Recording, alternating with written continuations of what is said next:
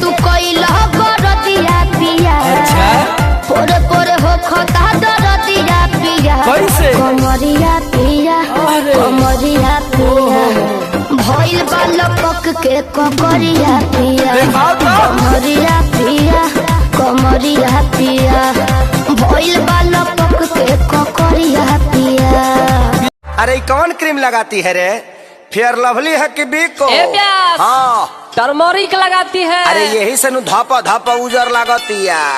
तो कवन लोशन लगा मेरे हो पड़ोसन की सोसन।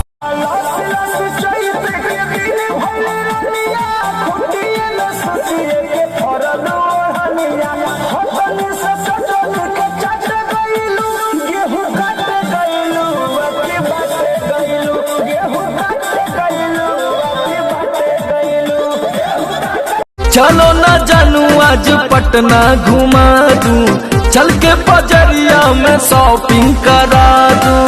चढ़ब न फेरू सफरिया पिया। काले से उठे दरदिया पिया। कमरिया पिया कमरिया पिया भइल बालपक के ककरिया पिया। कमरिया पिया कमरिया पिया भइल बालपक के काहे नहीं बुझ सिंगल पलंगिया पर डबल परानी चाहनी काटानी। अखियां बतावा ताकि रात भर जागल बा ब्लाउज के बादाम। अरे अखियों से नींद चैन दिल का उड़ाता है।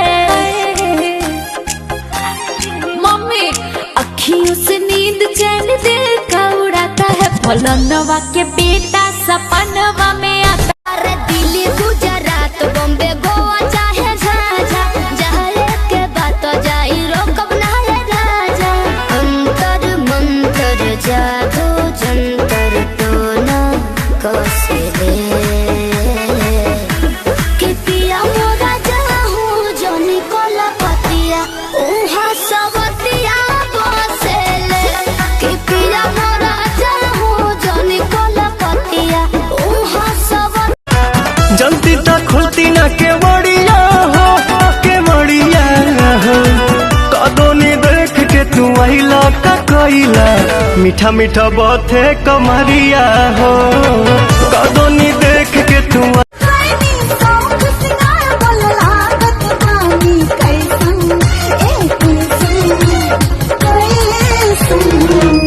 चेहरा चांदी के जैसा न कतही देखनी।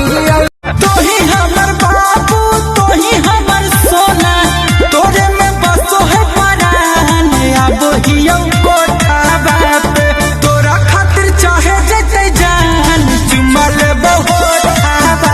हाथा काठा मरद बिना बिगड़ले रानी तुहर ढांचावा। कहाँ जाई हो कब से जिया मरे नहीं गाजा अभी बाजा। अपना खेती लवा काबू में दिल धड़के रफ्तार में। आवो ना जल्दी से डार्लिंग अब हमारा अखबार में।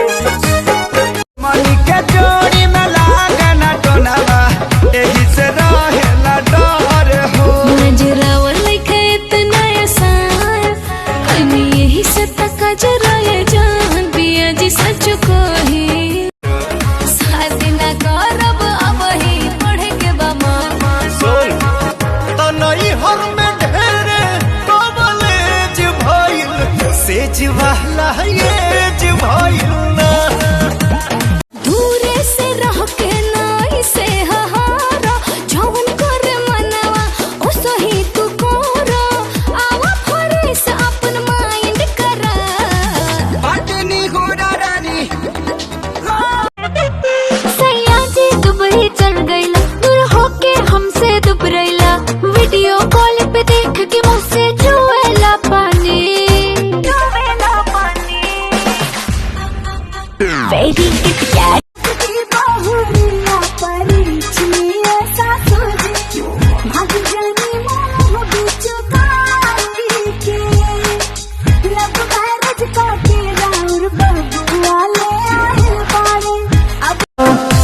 करब न फेरू सफरिया पिया काले से उठे दरदिया पिया कमरिया पिया कमरिया पिया भइल बालपक के ककरिया